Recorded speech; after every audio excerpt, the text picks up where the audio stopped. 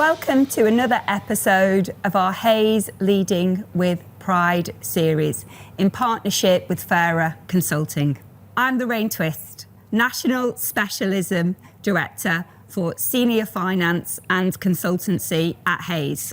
Today, I'm speaking to Brian Ashmead-Siers.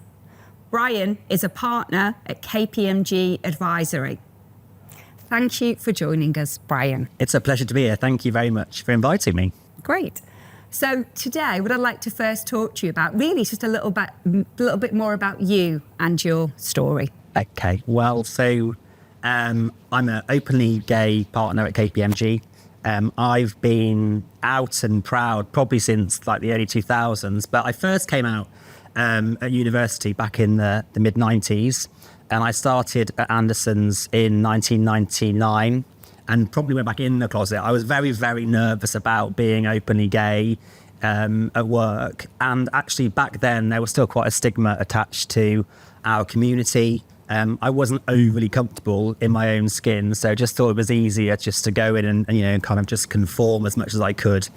What I didn't appreciate actually when I joined Anderson's that was I finally was going to meet my people and my tribe. It was like meeting some really like-minded, brilliant, like young thinkers that were able to support me through just me being myself, and that was like a real shock.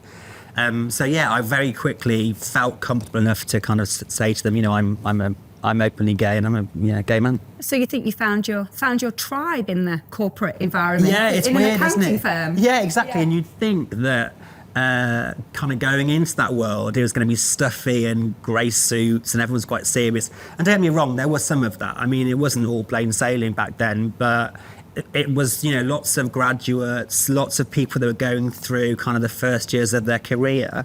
And our partners back then were young. I mean, Anderson's was a global partnership. It was, the quick or the dead in most cases back then. And, my senior partner was in his mid to late 30s, a brilliant man, brilliant mind. And I think was just intrigued to meet me. I was very different.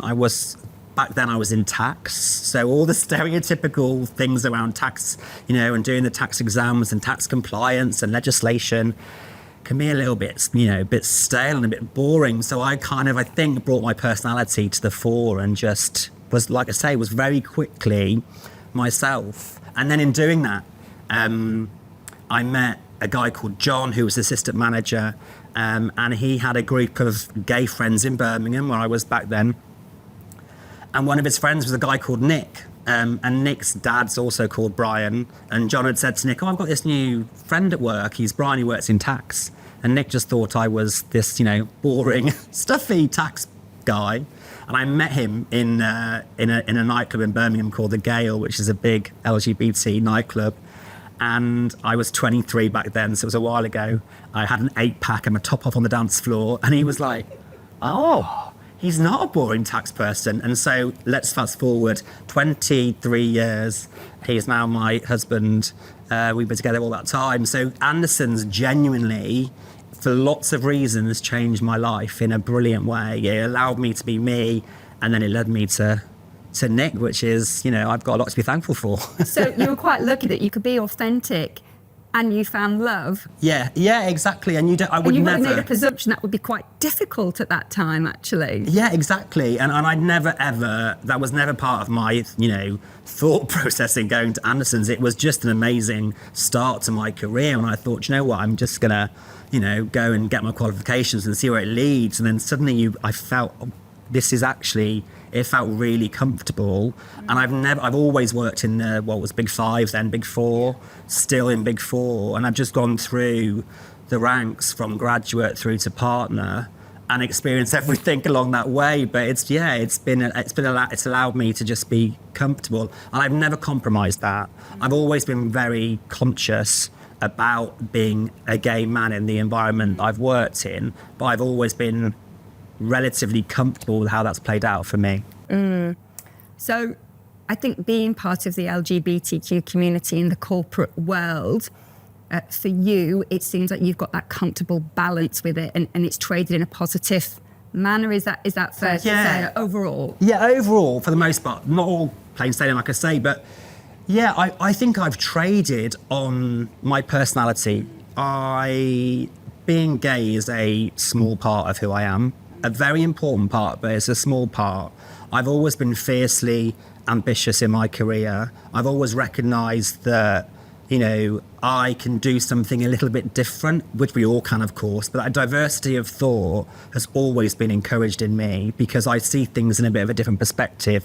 I'm not the white, straight man that sometimes you can get this kind of atypical way of doing things, which has its value, of course it does, but actually having that diverse approach to it has always been something that I've felt pride in and cherished. And equally, using my personality, like I said, the tax world is notoriously can be a little bit dull sometimes, right? I love tax. But just be in a world where someone is really focused on legislation and compliance, and I'm focused on making someone feel special as a client or understanding their personality traits or being able to bounce off them, when we're talking about work and problems and how we can bring solutions to the table. I love that. That is my, being out in the market, talking to people, buzzing with them is brilliant. And because I can be effeminate and camp and sometimes OTT, I've never, ever shied away from that. I just think I'm just going to go for it. Why not? But then maybe touching on those challenging moments as well, because we all have challenges in our career. And when you've been through those challenging moments, do you have any advice on reflection on how you got through them and what you learnt from them? Yeah, so probably a few things actually. There's been a few moments in my career where I've felt different in a negative way, or I felt challenged because I wasn't part of the norm or part of the macho gang kind of thing, and sometimes you feel a bit of an outsider. So it's definitely finding your people. It's definitely finding people to speak to and to make sure you're getting mentorship or you're getting support or you've got a team of allies around you that can support you. But it's also being true to who you are. I think one of my really close friends had said to me, it takes so much effort to be somebody else. It's like you are the best person you can be at being you, so never compromise that. I actually had a situation as I was coming through the ranks as a director. I was still at KPMG at the time. I'd left and come back again, but it was another director, another gay guy that I experienced my most homophobic comments from. And he was back then the head of D&I, long since gone. And I'd grown my practice. I'd grown it from really small to over 40 people. It was worth about £4 to £5 million a year. So it was a big practice for me back then. And I was up for partner. And he said to me, you need to be really careful that KPMG aren't making you partner just because you're gay. And I was like, it's got nothing to do with the fact that I'm gay. It's a brilliant added bonus, of course it is, but it's all to do with the fact that I've done really well in growing my practice and I've worked really hard to get where I've got to, and I felt really offended by it. I was like, we're meant to champion people, especially in our community when, enough people have a comment or an opinion about how you might act. And just that moment, I just thought this is crazy, but it was through my mentorship or through my, other people that I spoke to, they're just ignore that comment. He's jealous. You're going up to the next level, he's not. And you just have to give it perspective and, like I say, find the people to help to support you. So I know we've talked about this before, but mentorship's really important to you both.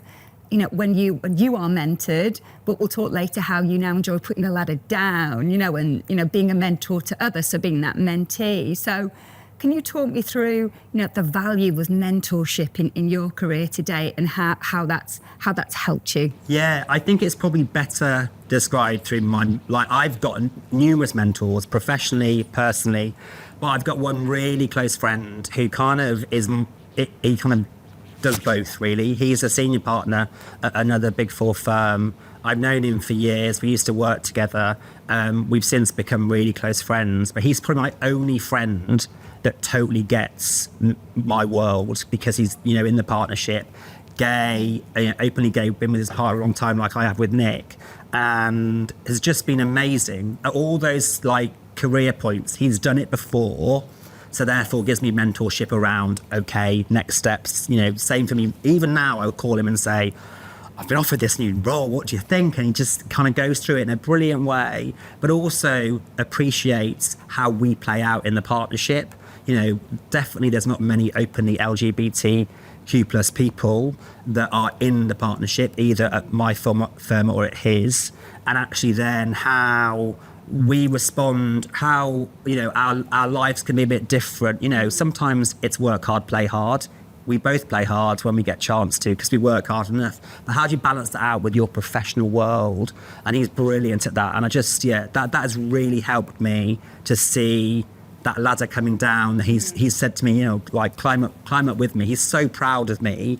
And equally, I am of him too. So that's been super, super helpful in my career, without a doubt. And I think that's advice also for other members of the LGBTQ community, as well as having a mentor. It is thinking about that ladder down, because they're such important moments, aren't they? And absolutely. They can really he's made a big difference to you. So, totally. I said to you, I'm going to get emotional. I get really emotional thinking about how supportive he's been for me. And if I can then play that back and play it forward to people coming through the ranks, it's really important. I've got numerous mentees at KPMG that I help, just because they can see that it's achievable, whether you're, part of a regular, what we might call norm part of society, or you're part of a minority community, like you might be if you're LGBTQ+, to see someone that has done it and that can achieve it and that can actually give you some really good examples. It makes me feel really proud that I can give some advice, but equally, I'm very fiercely protective of the junior and the younger people coming through that might think for one moment that they're not normal or they're somehow different. Well, bloody brilliant. Let's embrace that and let's ensure that we get this diverse thought, because that's really important for how we succeed. And I think that's what it's all about. So today I'm here as an ally because I feel really passionate about inclusion. And I believe that culturally, if we have inclusion, we create a better workforce in regards to happiness, but actually also commercial success. Because there's different ideas, isn't there? There's different ideas, there's different thought processes. So as allies that really want to make a difference, is there any advice you can give this community on how we can further support the LGBTQ plus community? Advocacy is really important. So the fact that you might hear something that's inappropriate and don't say anything about it or call people out for it is just as bad as saying it, I think, because actually people are very curious about our community, especially right now. The trans, non-binary, gender non-conforming colleagues and friends and brothers and sisters that we have are experiencing perhaps the worst vilification that we went through in the 80s and 90s when there was the AIDS epidemic. And actually, to stand up for them when they're not in the room is super important. And to be able to give them, visible support, as well as knowing that you're there in the background supporting them, I think is completely vital right now. And I'm a strong believer in we're all in it together, because you go after one part of our community, you go after all of them. And it's the same for allies, right? Because we have brave allies that stand up and be counted. If you look on Twitter, for example, I should say, there's numerous examples of people standing up for our community that would see themselves as allies, and they get shot down time and time and time again. So it's supporting one another. That support is really, really important. I think there's a bit of bravery there, isn't there, for all? Totally. There's difficult situations, and we've got to all navigate through them together. Yeah. Which is and that good. navigation point's key, right? Because we only are as good as the education and the knowledge that we gain from one another. Sounds quite contrived, but I've definitely experienced through my trans friends, like, understanding their journey that they've gone on, and only they can convey it in their truth and their authentic selves. And actually to understand that and to see what they've gone through then makes you feel like you can properly advocate and support and be part of a true ally for them. And I guess this then leads on to pride networks generally, doesn't it, and the value of them. So I can say personally as an ally, I've learned, Hayes, as you know, we'll talk about in a moment, but genuinely, cares about pride in the LGBT community. And I've learnt so much by the sessions that have been ran internally and now externally by individuals here that really want to stand up for this community. So I know you have so much experience in this area, and it would just be great for you to give us some insight into it and just a potted history of, what you've done, what you're doing now, and any advice for those that are still on that journey and trying to set up their own Pride networks. Yeah, so this is like a real ladder down moment. Yeah, it is a ladder down moment. I've helped to establish 2 key networks, really. I've been part of my company employee network groups, as just part of being, as part of my role, really. I was the partner sponsor of my former place where I worked for the LGBT network. And so 2 in particular. So I helped to set up Midlands Alliance in Birmingham, and that was for professional services, LGBTQ professionals within the region. And that was very much about safety in numbers, support in numbers, recognising that sometimes regional offices don't have the same critical mass. So there's less people to go out with or talk to or bounce off. And that was brilliant, because that was about bringing different companies together and doing it together and creating something that's still around today. I think it's over like 400 organisations that are now part of it. And it's that bit about being together, really important. Same theme, really. And then the other one was Trans in the City, which is going from strength to strength. We recognised probably about 6 years ago that our trans and non-binary colleagues didn't really have a network in London for professional, people that could bring them together in a brilliant way. And that's what Trans in the City did. And we did that with some really key mega corporates, law firms, Big Four, and just helping to establish that. Again, listening to each other, listening to what the challenges were and hearing, really important. So the stories I mentioned and you just talked about are vital, that you sit and you understand it and you kind of gain some knowledge through the experiences they've been through. It's education, isn't it? Education is education awareness is the starting point. Yeah, exactly. And it's standing up together. You asked me kind of what I did. It was just about giving it a platform, being organised, being that grassroots, shouting up and getting support from above, and being able to say, look, this is a need from our, grassroots, from all your employees in the organisation. They need this support. So it was creating something that made a difference. I'm proud of both of those. I'm less involved because of my role.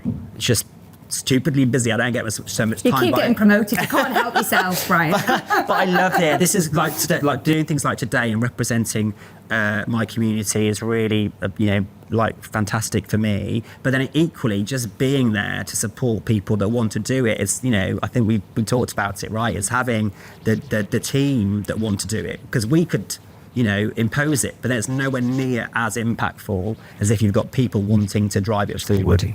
And that's the point we were going to touch upon, actually. Rainbow washing, actually. Yes. Weren't we? And your opinion on that, because there is some conversation.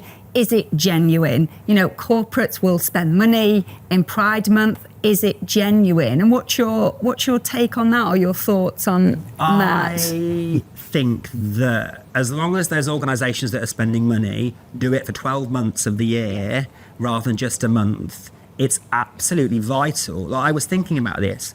To put on a Pride event anywhere, it's super expensive. Security, police, staging, the artists that often play, all the organising of it. It costs loads of money.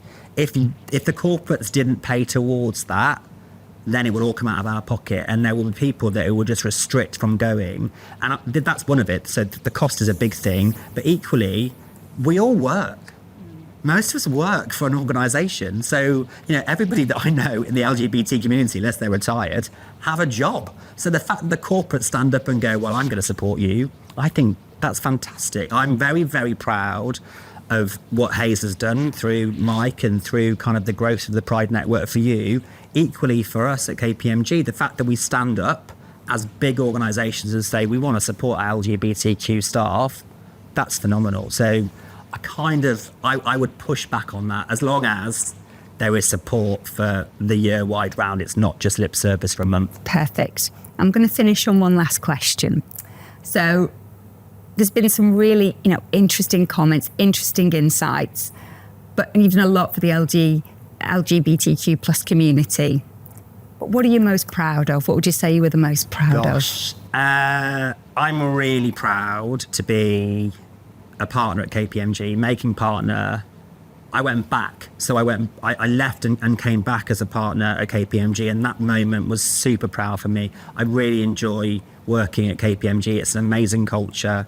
We're really nice, and I love that. People kind of criticize us sometimes, but I own that. It's great.